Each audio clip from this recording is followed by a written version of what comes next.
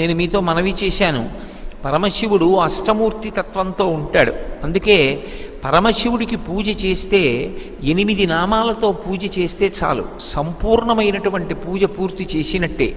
అవకాశం ఉంటే శివాష్టోత్తరం చెప్పచ్చు, శివసహస్రం చెప్పచ్చు. అవకాశం లేనప్పుడు 8 నామములు చెప్తారు. ఓం భవాయ దేవాయ నమః, శర్వాయ దేవాయ నమః, ఈశానాయ దేవాయ నమః, పశుపతే దేవాయ నమః, రుద్రాయ దేవాయ నమః, ఉగ్రాయ దేవాయ నమః, భీమాయ దేవాయ నమః, మహతే దేవాయ నమః.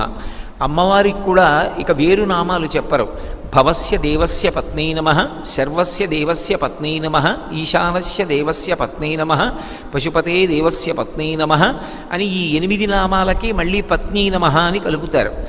ఈ 8 నామాలతోటి తెల్లటి బియ్యాన్ని నీటితో తడిపి ఒక్కొక్క గింజ వేస్తే చాలు, శివార్చన